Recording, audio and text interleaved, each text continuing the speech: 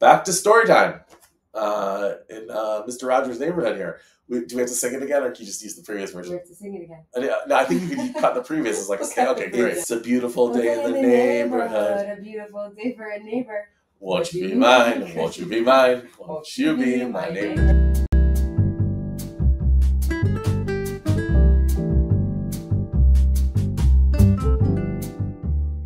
Welcome back to Storytime here at Fullpath. I'm going to actually do a dramatic reading of the first chapter of the book, which is titled The End. Now, what book am I talking about? Obviously, The Last Dealership, which is the book that we wrote here at Fullpath. And this chapter is a vision of a dystopian future. Okay, now I like stories. I like fiction. Growing up, I enjoyed, of course, reading. I liked history and other books, but science fiction was really my passion. And so whenever I start to write, I like to write something that's more narrative and story-ish, and then get into the dry details. In the Chapter 1, The End, page 19 in The Last Dealership. August 1st, 2047. Andrew looked out over his lot. There were just a few Toyotas left, their curves and sleekly sloped driver bubbles glinting in the late summer shadows of the fading Minnesota light.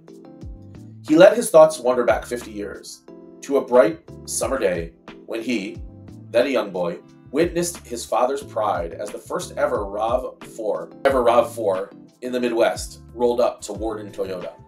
He remembered the smell of the diesel burning car carrier and the rumble of the new vehicles as they were offloading. But my, how times have changed, Andrew whispered to himself. He stepped outside the dealership showroom and took a deep breath. His loyal dealership team, the 50 remaining souls of a legion that once numbered in the thousands, quietly gathered around him on the lot, forming a loose circle. The mood was somber. Amanda, his dedicated general manager of 20 years, walked through the crowd, passing out memento pins, featuring a small picture of the dealership building. Something small to acknowledge this moment. For this was the end of an era, the end of Warden Auto.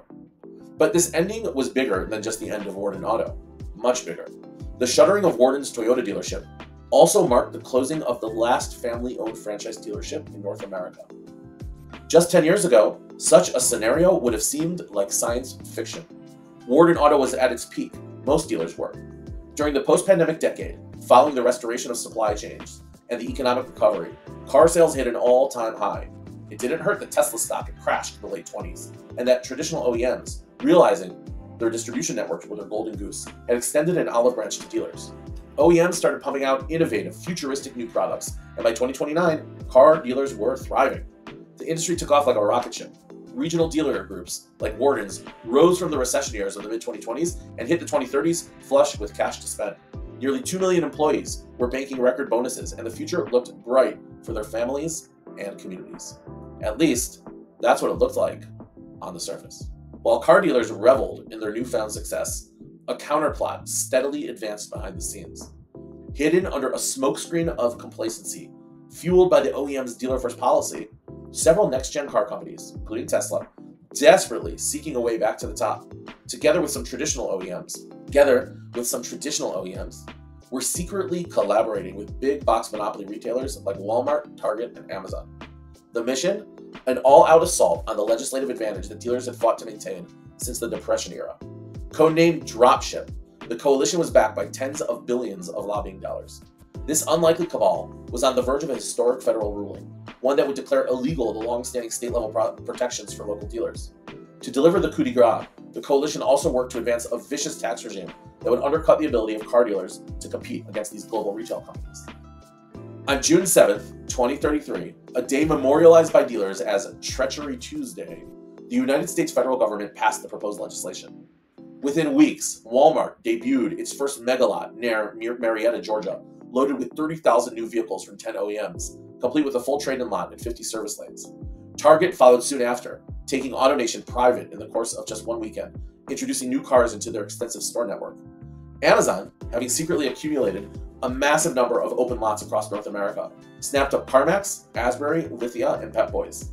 They then launched their network of dealerships offering online shopping, home delivery, and on-demand repair services.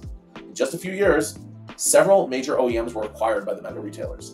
These market behemoths, now vertically integrated and unencumbered by regulation and restrictive OEM covenants, used their scale tech, and adjacent business assets to downscale employee wages, squeeze suppliers, and crush traditional dealership price margins.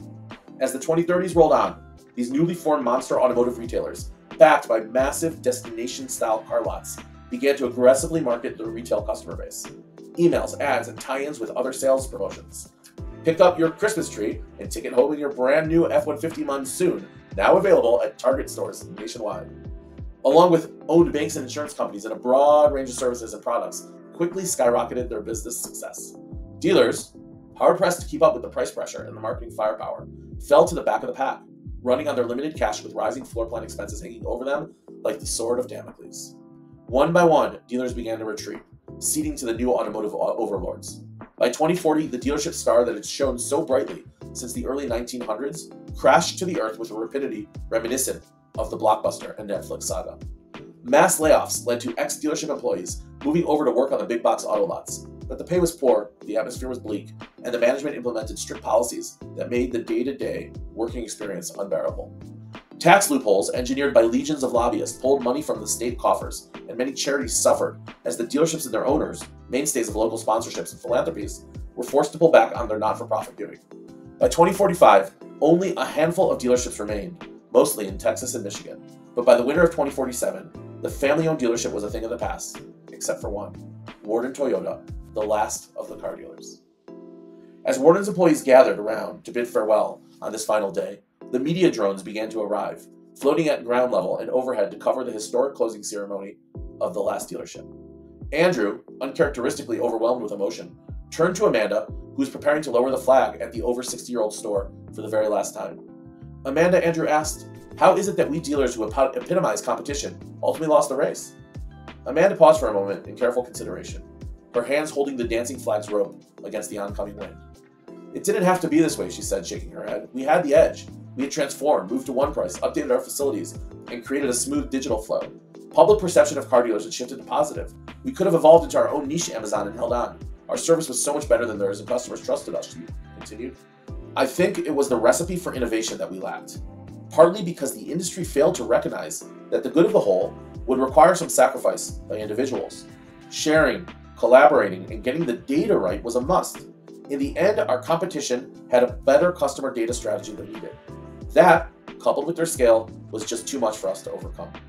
With that, Amanda pulled on the rope, and the last dealership team watched in somber silence as the flag slowly drifted down with the setting sun. Chills. Chapter 2, Strategizing for Doomsday. How are we going to prevent this? That's what the rest of the book is about. We'll be back for another story time. Take a deep breath. Intense.